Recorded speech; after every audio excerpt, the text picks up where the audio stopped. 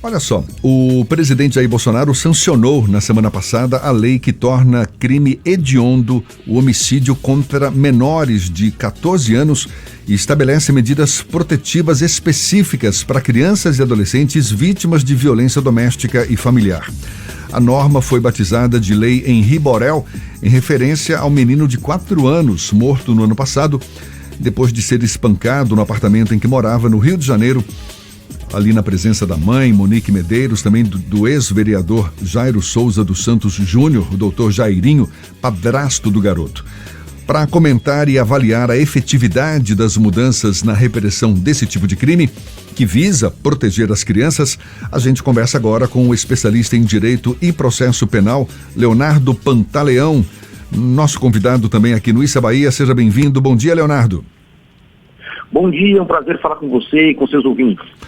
Primeiro, diz pra gente como é que você avalia a sanção dessa nova lei, certamente um avanço no combate a homicídios contra adolescentes, crianças e adolescentes, e o que mais pode representar pelo fato de o crime agora ser classificado como hediondo, Leonardo?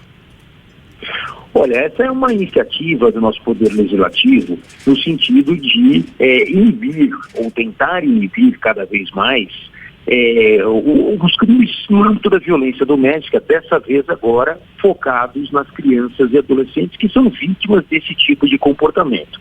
Nós tínhamos até então leis já mais rigorosas que tinham por objetivo proteger a mulher dentro do ambiente da violência doméstica. Agora, então, mais um passo é dado no sentido de alcançar uma maior proteção estatal às crianças e adolescentes. E essa lei, que foi batizada, como você já bem colocou, a Lei Henri Borel, ela cria alterações, especialmente no que se refere à prevenção e ao enfrentamento dessa violência doméstica, e com isso, então, ela acaba impactando em outras legislações já existentes. Então, ela altera o Código Penal, colocando o homicídio de uma criança ou adolescente no âmbito da violência doméstica como um crime hediondo.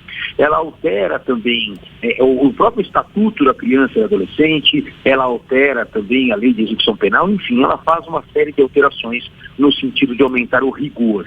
Quando nós colocamos esse homicídio na esfera de um delito hediondo, significa naturalmente que aqueles agentes que praticam essa conduta passam a ter menores possibilidades de obtenção de benefícios, e quando esses benefícios eventualmente forem admitidos, com um rigor muito maior para que eles possam ser alcançados. Então, de fato, é uma lei que tem por objetivo punir com mais veemência aqueles que desenvolvem condutas dessa natureza. Ou seja, é um crime que passa a ser inafiançável e aquele que comete não fica mais suscetível a, por exemplo, anistia, graça e indulto, não é isso? Isso é o que caracteriza um crime hediondo. Agora, você acredita... Exato. Sim. Agora, você acredita que, a partir dessa lei, existe a perspectiva de que crimes desse tipo diminuam no Brasil, Leonardo? Olha, o que tem que ficar muito claro, e é aquilo que eu sempre digo, na verdade não interessa você pensar e imaginar que simplesmente aumentar o rigor no aspecto teórico vai servir para poder conter esse tipo de comportamento. Aliás, criminalidade alguma, ela se inibe simplesmente com o aumento de uma dosimetria de pena ou com o aumento de um rigor. A criminalidade, ela se inibe a partir do momento que o indivíduo que pratica a conduta tenha a certeza da punição.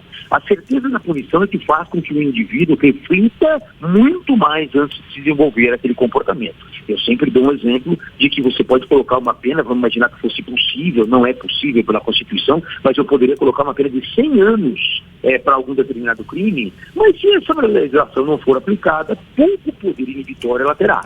Ao passo que se eu tiver uma lei com uma pena de 20 anos, porém o indivíduo tem a certeza de que ele será de fato punido se desenvolver aquele comportamento, ela será mais eficaz. Então, o que precisa realmente é que essas legislações mais rigorosas sejam duramente aplicadas para que aí passe uma mensagem social de que não estaremos diante de uma situação de impunidade e, consequentemente, alcance o objetivo da redução desse índice de criminalidade. A violência contra crianças e adolescentes, ela sempre existiu e agora a gente, infelizmente, vê com mais frequência no noticiário. por conta da própria disseminação das redes sociais, que acaba permitindo que a gente tenha acesso a essas informações, e também como uma forma de mostrar à sociedade que isso é errado.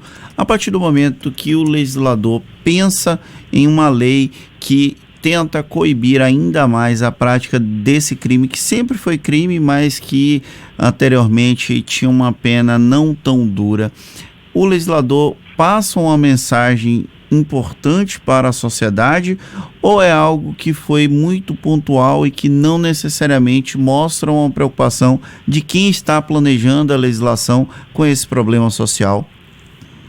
Não, a preocupação é clara em relação à proteção da criança e do adolescente. A mensagem é muito evidente e mais evidente ainda, e aqui vem um ponto muito importante dessa nova lei, que o legislador, nesse contexto dessa lei Henri Borel, ele cria um novo crime. Isso é muito importante. E qual é o novo crime que é gerado por essa lei?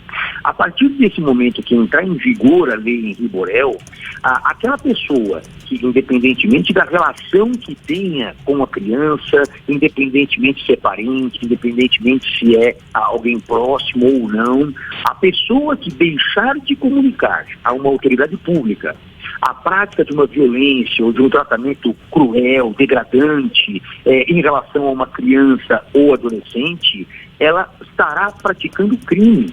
Então agora se tornou crime qualquer pessoa, ter conhecimento de uma conduta que foi praticada contra uma criança ou um adolescente dessa natureza e não comunicar.